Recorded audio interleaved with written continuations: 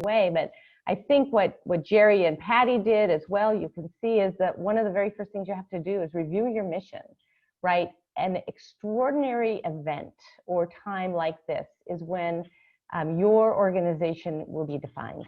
And whether you are relevant or not is going to be measured by how you address the situation. So I think from the conversations you've already heard about how people changed programming immediately, there are funding streams that you might not have imagined would be available, but because you're doing a certain component of your mission that you might be able to find, or new partnerships you might be able to find. But this moment really is the time to define the relevancy of your organization and really take a look at the mission and how you're addressing the thing that is now completely consuming the community and the world. And so I think good boards have helped their organizations do exactly that. I think another thing, and you heard this as well from Jerry and Patty, protect your people, right? Everyone went remote. You go home, you'd figure it out. People aren't necessarily used to working remote, but you figure out how to do it and you protect your people. I think what a board can help do in that situation as well is, as we do, share best practices. You know, let everybody know what everybody else is doing, help the organization understand, either with your time or your talent or your technology, you know, what else they can be doing to protect their people. I heard PPP. That's the kind of thing with protect your revenue. Figure out very immediately, you know, the board is out in the community. We're helping our other clients and other organizations deal with these issues. Figure those out and bring those to the organization. So can you get PPP? What are the rules and the regulations about that? Can you hook somebody up with a banker to be able to do that? Take a look at your revenue streams, right? You might have some designated funds you can't tap into. You might have some other things you can do. You might have, as I said, sources of revenue that you didn't think were available to you before, including government funds, that if you're really going to focus on a certain aspect of your mission, that you might be able to find. Another thing that I think the good boards did at this time was you deepen your succession planning and you review your written procedures. You know, in a normal world, a normally well-functioning, dedicated board will say to the executives, you know, look, if you get hit by a bus tonight, who should the next person be that I should hand the keys over to?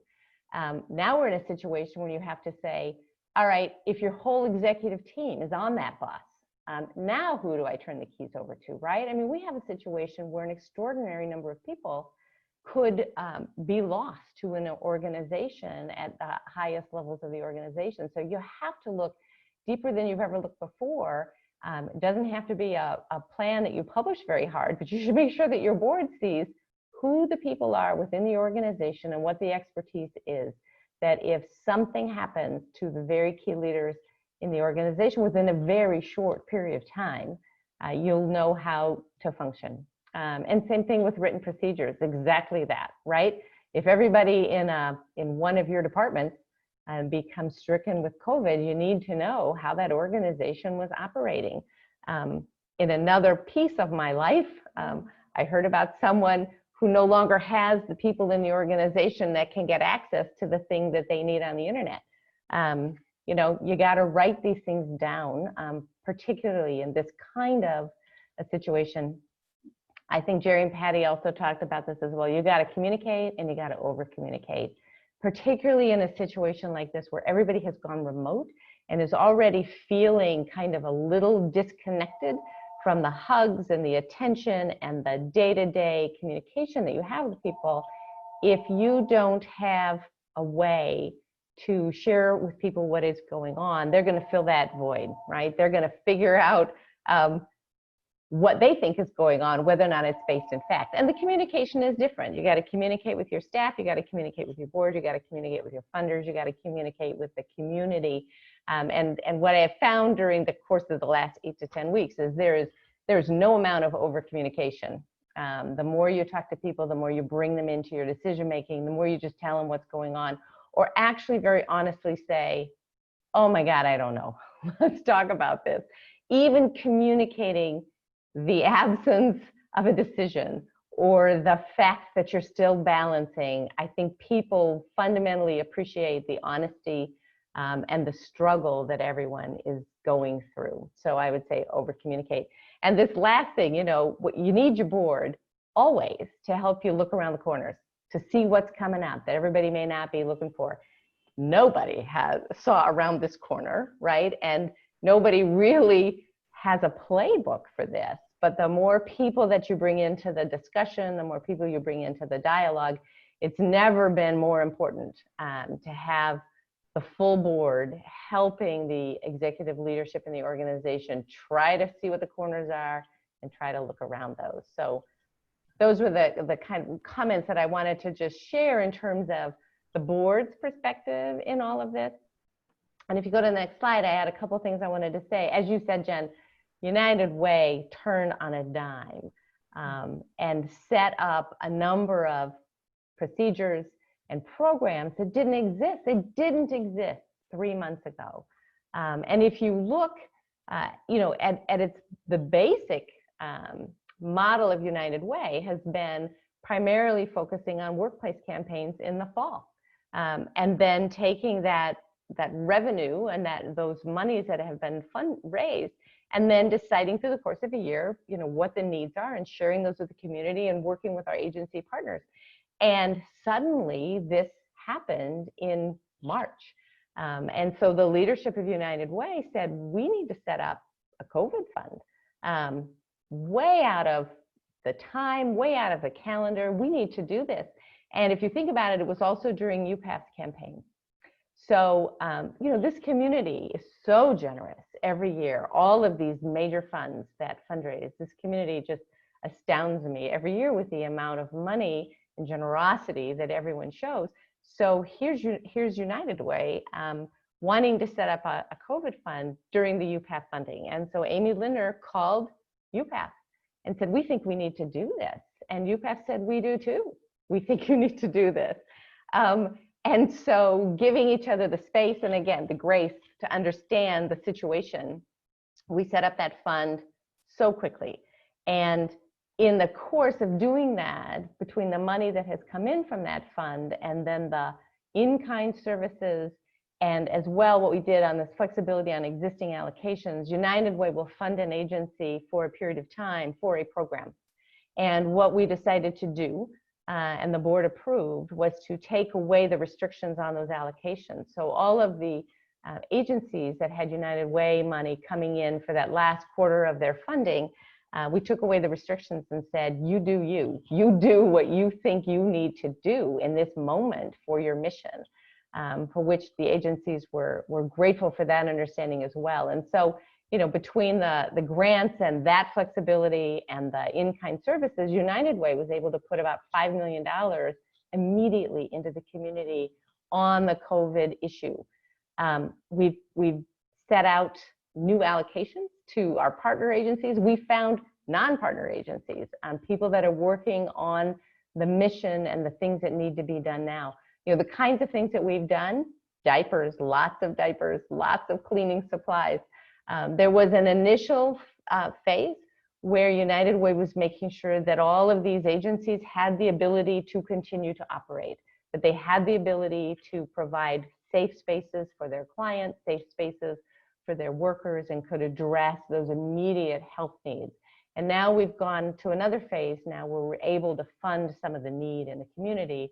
So things like the Sales Seminary, which is south of Milwaukee, where a number of entities have come together to house homeless people who are so vulnerable right now, both in a homeless situation as well as shelter situations that aren't set up for social distancing. And so have been able to set up a situation where those people have far more protection in their situation. And then on top of that, then start to layer the services that they normally layer to help people get out of homelessness. So finding, you know, the pieces of the mission that were most critical to the community at this time was something that I think United Way did really, really well. Love the Mask Up Milwaukee. You know, in the course of a month, I think the community has made about 1 million masks right now. 25,000 hours or so of volunteer time went into folding masks to get out into the community. again, all of these are things that didn't even exist 3 months ago, and how quickly the pivot, I think that Jerry mentioned, or Patty mentioned at the beginning, how quickly the pivots happened, both amazes me and makes me really, really proud of, in my instance, United Way, but again, the whole community and how everybody really came together.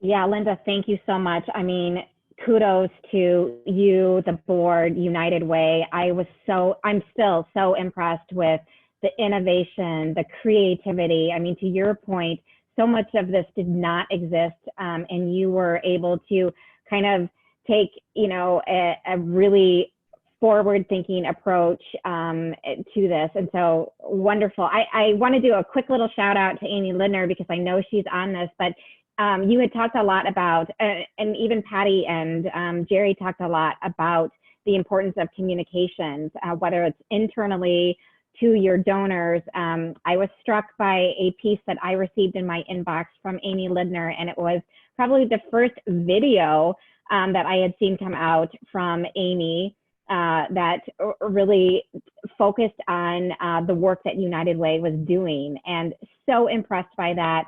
That was something that we then shared that platform when we introduced our new board chair and kind of our focus on COVID. So Amy, congratulations to the work that you are doing as well. I love this idea of continuing to give grace as well.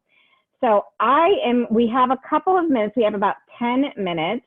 I'm going to ask Jerry and Patty to come back if you can. I'm back. Okay, perfect. Sorry. Linda, you're back. Okay, I thought we lost you for a second there, because I was like, either I'm frozen or Linda's frozen, but hopefully you were able to hear that. Big shout out to the work that you and United Way have been doing. As I mentioned, to that communications platform that Amy Lindner shared just helped us to think of things a little bit differently and how we communicate. So we've got a couple of questions. We have about 10 minutes. So one of the first ones, and this is something that is interesting and we have had to address as well. And I wondered if you all had, you know, put your nonprofit hats on and think of from this perspective. But one of the attendees says Make-A-Wish was well underway when plug was pulled to make a virtual fundraiser. What if you need to start with a virtual now for the fall? How easy would it be to sell sponsorships now for a virtual event? It's something that we are addressing with our leadership event coming up in the fall. And how are we pivoting? What does that conversation look like to our sponsors? So I don't know, Patty, if you want to start, and maybe Jerry, you as well. Sure. Well, you know, we have, obviously, Wish Night was done, but we have so many other internal events.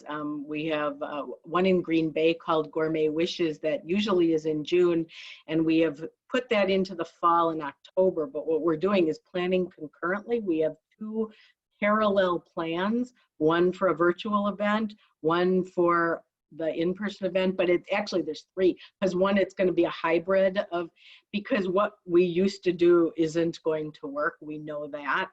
And so what we did was we took our existing sponsor packets and we rewrote the, you know, the ability of what each sponsor is going to get. I mean, we went literally line by line and redeveloped what each partner would get for which levels.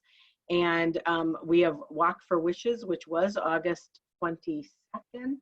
And that is now a virtual event with a scavenger hunt. And we have one in Madison as well. And so we've taken these all virtual, and we're in the process of selling them. Some have turned us down, and some longtime partners, probably, and not because they didn't want to be a part of it, but because of the business climate and their business.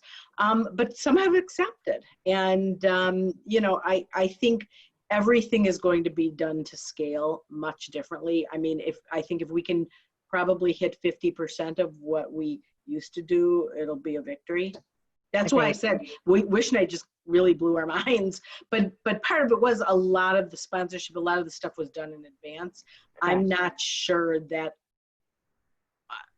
you know, is well translated into the next if you're not virtual yet and you're just planning a virtual event. Yeah. Jerry, did you want to comment in terms of event sponsorship or what that looks like for Pearls or what you've been hearing? Because our next event is not happening until next year, I don't have a response for that right now. Yeah, no worries. No worries. Linda? Good job. Yeah. Yeah, United Way, we're doing the same analysis right now is how do you run these campaigns virtually? How do you have your kickoff events? How do you have your volunteer events? How do you do the things that we traditionally do for the enthusiasm and for the togetherness and for the community impact? How do you do that when people may not be fully back at work yet? And where we may not want to be bringing that many people together for any one of these events. We don't want to be a super spreader event either, Jerry. Yeah, I can tell you even from the Tempo perspective, I mean, our fiscal year began May 1st, as many on the call know and our members know. So we have been, kind of a clean slate in terms of what our sponsorships were. I will tell you that, heavily it was with our leadership event and our mentor event, a lot of our sponsorships go into those, but we've been forced to kind of look at how that ask is different. Maybe it's shifting from our events and doing more of a Tempo Talk sponsorship, or it's doing some of our virtual platform sponsorships. And I think it's more programmatic, it's more initiative based rather than event support.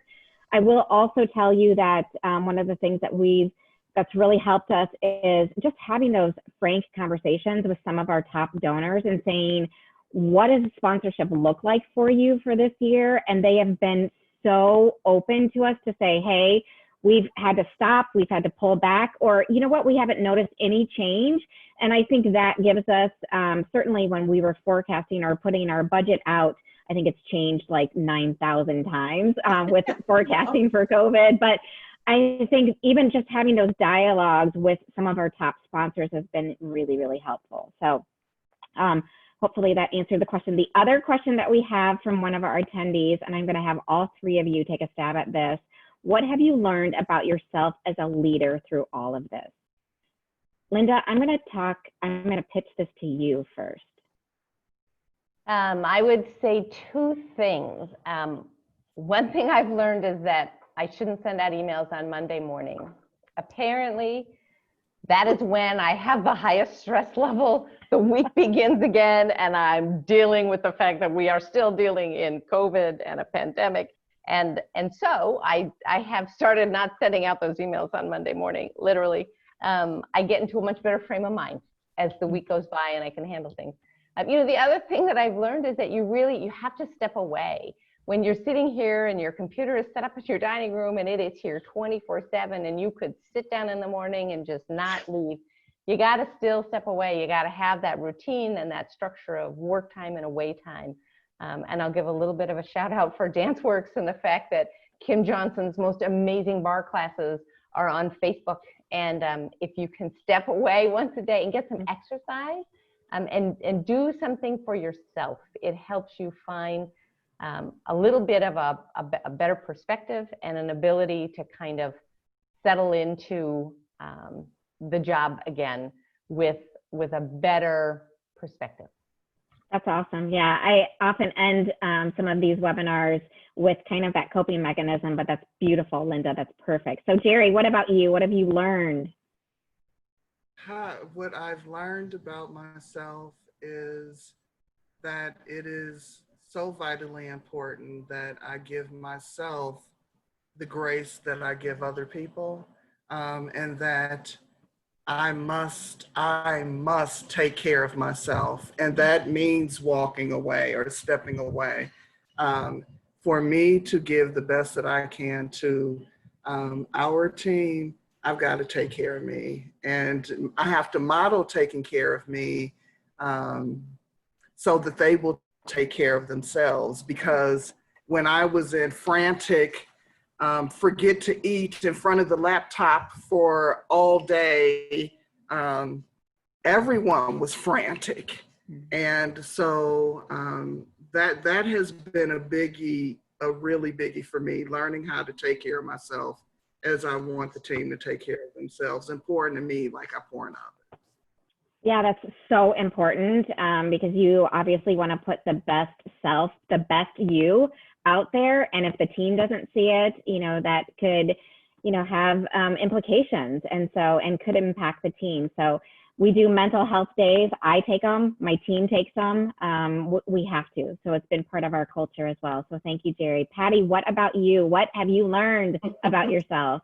Well, yes to what Jerry and Linda both said, but in addition, I think I was okay at this anyway, but it is really magnified that I'm okay showing my vulnerability to my team, and that I don't have all the answers, and I'm making this stuff up as I go, and all of our minds together are better than my mind alone. And, and so I've shown vulnerability even more than what I was comfortable with before. And I don't know if that has just helped develop better trust with some of my staff. That worked. I'm not sure about everybody, but definitely vulnerability, I think is vulnerability. I mean, it's hard for me. I mean, I'm because there's that fine line between vulnerability and being strong and showing up as a leader. But I totally appreciate that, and I think the team trusts you more when you are honest and you're open with them. So, ladies, it is 4 o'clock.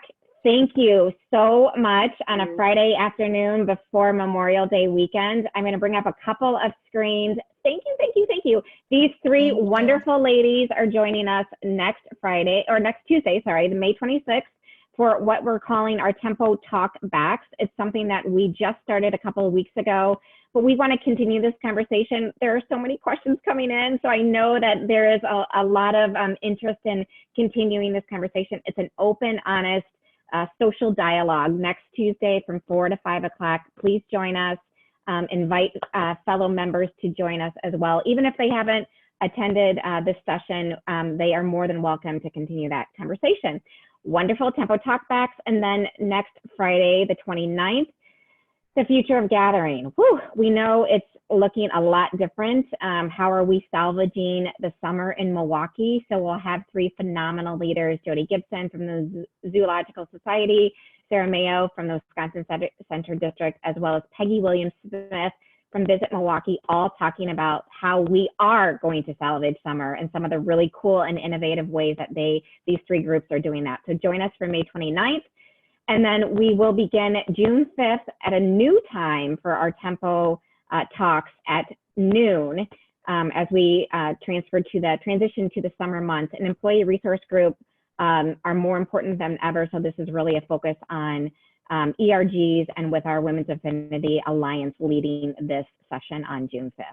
So thank you all. This was wonderful. Thank you again to our panelists. You were wonderful. Great session. Enjoy your Memorial Day weekend. Take care. Be safe. Thank you.